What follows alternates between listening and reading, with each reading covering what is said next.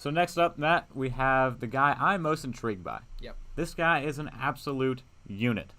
A mountain of a human being coming in at the tight end position.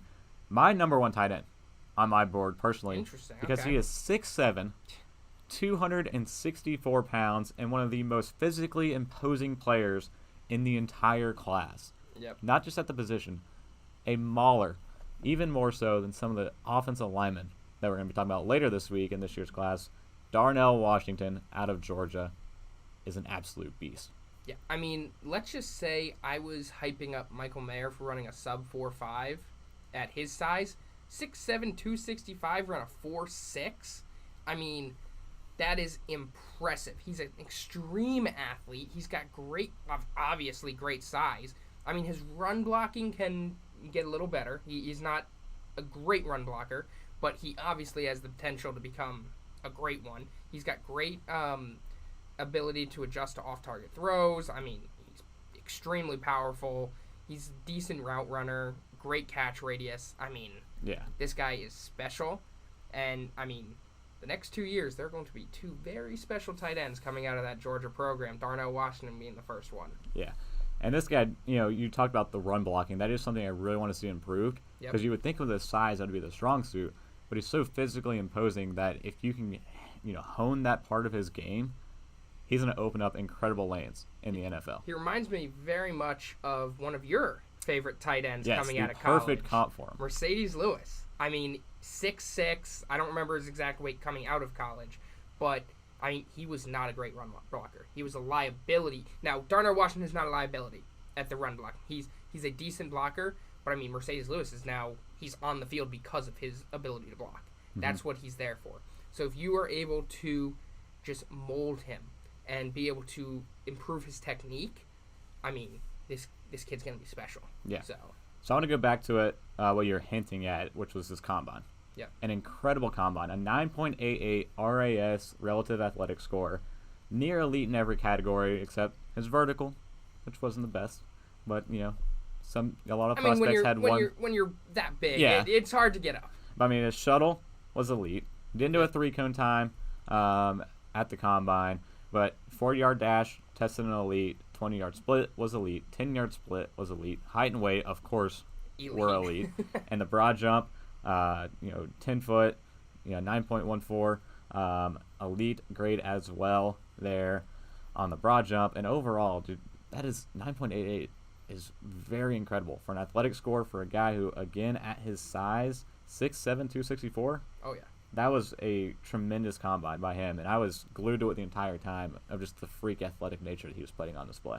Yeah, I mean, he's a special player, and, I mean, we're going to watch the film in a little bit, but just watching him, he is something special. Now, it'll be interesting to see how he's used in the NFL, especially at the very beginning, just because with his size, you would traditionally see him off the line and being primarily a run blocker, but, again, as we've talked about, not his strong suit at this point. So it'll be interesting to see how they use them. And I hinted this earlier, Brock Bowers, also in that Georgia team. Brock Bowers got a lot of attention. Yeah. I mean, he is a freak athlete, and we're going to talk about him a lot next year. But see how he, depending on the team he goes to, how he's guarded and how it's different, because he did not get a lot of attention or as much attention as you might get in the NFL at his size. So it'll be interesting to see if he will be able to shake off some little bit heavier defending in the NFL, because he did have some struggles with physical defenders. Yeah. So the part I want to hone in on, and you say how's he going to be used initially once he gets into the league. So he projects as an inline tight end, your traditional wide tight end. And the other thing, I think he's pretty outstanding in the red zone. Yeah. As a receiver and honestly a blocker. He's not great at opening up lanes in the running game like you talked about, but when you get in the red zone, he can drive a guy easily 2 yards. Power and strength. Easily 2 yards back, where he has a lower body strength where he can withhold a running back crashing into his back and using that momentum and his size to force the line forward in the red zone. And we'll see some of that once we get to the blocking film of him. But first we'll start out with the receiving film from Darnell Washington, and where he projects this as a receiver at the next level, which is a huge, huge target.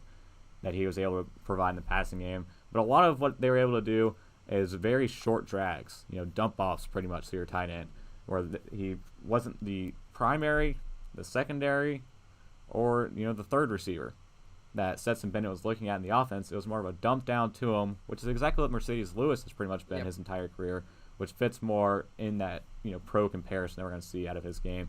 But what we see after the catch, powering through defenders, stiff arming defenders, even leaping over defenders that we'll be seeing here soon, but not the most polished route tree out of him in terms of passing attack wise in the NFL that I'm excited to see. I was going to say, if he does exactly what you just said, and that's all he does his entire career, still going to be a great tight end. Yeah. He's going to have a huge impact. Longevity. But he's got so much potential. You improve the run blocking. You expand the route tree. He is so athletic. If you can just unlock that and be able to make him a little more versatile. Obviously, I don't need to see him lining up out wide. Yeah. That I don't need to see. That Kyle Pitts can do that. Brock Bowers can do that. All those guys, they can do that. He doesn't need to do that. But if you can just expand his route tree a little bit, making him a little bit more of a threat past 5 to 10 yards in the passing game, he'll be a top 5 tight end in the NFL. He will be. Like that. It's simple as that. Yeah. So, I think if you can just unlock the potential, he'll be special. If you don't, he'll be great. It's simple as that. So now let's get to some run blocking highlights here as well from this Georgia. So this guy could be a 6th offensive lineman. Yeah, very much, yeah. Which is what, again, Mercedes Lewis is. And the ones I like are these outside runs where he is going through and just running through corners, running through safeties, and actually using his size advantage out in open space, plowing through people, and opening up outside lanes for running backs. But what he needs improvement on is actually working as a 6th offensive lineman in the middle against the bigger guys where, sometimes his height and his weight get the better of him. He loses his footing a lot, loses, his balance and that kind of thing. Where just technique. Yeah, he just needs to improve the technique. If he can do that, that's part of the development once you get to the NFL. You get into training camp, they're supposed to, they've scouted you, they've drafted you, and they know they can deal with the mistakes or the flaws that you have. That's why they drafted you, especially if they draft you in the first round. Like, this guy is valuable. We can deal with what he has and his flaws, which means 2 things. 1, they don't care, and he'll be valuable enough without being able to fix that. Or 2, it's because they can fix it.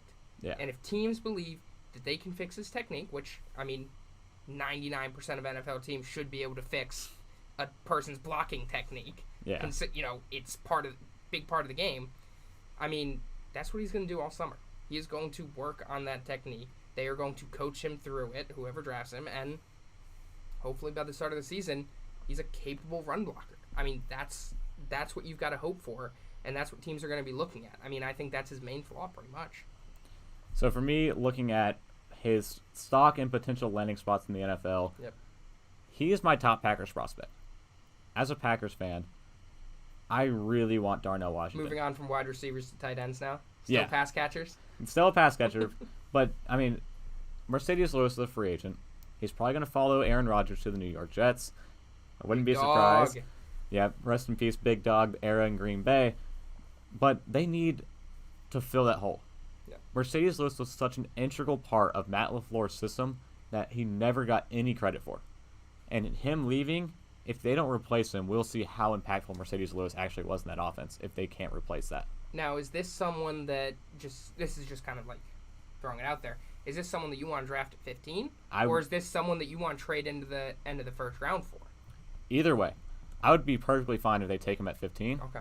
And I'd also be perfectly fine if a situation like last year happens, where they really like a guy in Christian Watson. They try to trade back into the first round, can't find any suitors. Early day 2, they move up and they have one of the first picks in the second round and take their guy. Yep. I think that could happen with Darnell Washington. I think the Packers could, if they pick up an extra second round pick from the Jets, I think they could try to put a package together to move up in the second round and get Darnell if he falls out of the first round. And I think that's why when I was talking earlier that I think Dalton Kincaid and Michael Mayer are the only 2 guaranteed first round picks. I think Darnell Washington right now, with his limited route tree, his size, what he does, he's a specialized prospect. And if you don't want to have so much focus that you unlock all that potential, add to his route tree, and make him that special player, is he worth that first-round pick?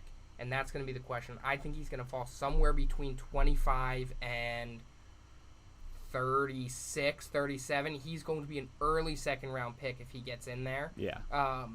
But, yeah, I mean, the Packers, if they were to trade up, especially if this trade with the Jets goes through, they're going to have at least one second-round pick added to their draft capital to be able to use to trade up if they need to. I think no matter what, they are going to trade up.